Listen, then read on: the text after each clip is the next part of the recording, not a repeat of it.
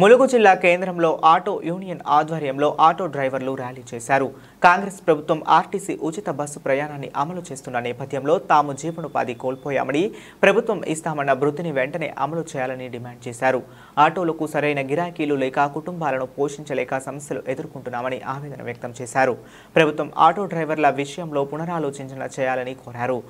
ఈ సందర్భంగా జిల్లా యూత్ బీఆర్ఎస్ పార్టీ అధ్యక్షులు కోకిల మహేష్ మాట్లాడుతూ తెలంగాణ రాష్ట్ర ప్రభుత్వం ఆటో కార్మికులకు ఇచ్చిన హామీలు అమలు చేయాలని డిమాండ్ చేస్తూ తెలంగాణ రాష్ట్రం non political auto union, auto drivers union JSC పిలుపు మేరకు ములుగు జిల్లా కేంద్రంలో ఆటో యూనియన్ జిల్లా అధ్యక్షుడు కత్తి వెంకన్న జేఎస్సీ బంద్ పిలుపునిచ్చారు. ఈ కార్యక్రమంలో పాల్గొన్న వారు ములుగు జిల్లా ఆటో డ్రైవర్ యూనియన్ జిల్లా అధ్యక్షుడు కత్తి వెంకన్న, భద్రయ్య, భగవాన్ రెడ్డి, జలంధర్ రెడ్డి, రాజు, హైమద్ పాషా, గోపి తదితరులు పాల్గొన్నారు.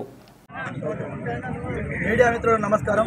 ఈరోజు Telangana drivers autos union JAC వారు ములుగు జిల్లా కేంద్రంలో వారి యొక్క బాధను ప్రభుత్వానికి తెలపడానికి ఆటో డ్రైవర్లందరూ కలిసి ఈరోజు ఆటోలు రాష్ట్ర వ్యాప్తంగా బంద్ పెట్టి వాళ్ళ నిరసనను, వాళ్ళ బాధను వ్యక్తం చేస్తున్నారు.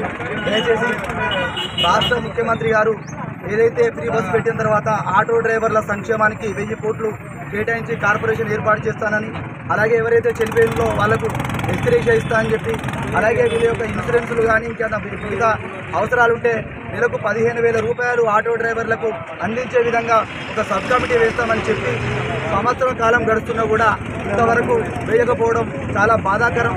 దయచేసి ముఖ్యమంత్రి గారు ఇప్పుడు ఏదైతే 9వ తారీఖు నుంచి అసెంబ్లీ స్టార్ట్ కాబోతుందో అందులో స్పష్టమైన ప్రకటన చేసి ఆటో డ్రైవర్ల సంక్షేమానికి ఒక బోర్డు ఏర్పాటు చేయాలి. అలాగే వాళ్ళకి మీరు ఇచ్చిన హామీలు ఖచ్చితంగా నెరవేర్చాలి. ఆ 1000 కోట్లను కూడా వాళ్ళకి కేటాయించి ఎవరైతే కుటుంబాలు కోల్పోయారో 60 మంది ఆత్మహత్య చేసుకున్నారో వాళ్ళను రోడ్డు మీద పడేటువంటి దుస్థితి వచ్చింది కాబట్టి వాళ్ళని ఆదుకోవాలి. మేము కూడా ఖచ్చితంగా త్వరలోనే ప్రతిపక్షాల నాయకులను కలిసి వీళ్ళ సమస్యలపై పోరాడాలని బీఆర్ఎస్ పార్టీ నాయకులను కలుస్తాం.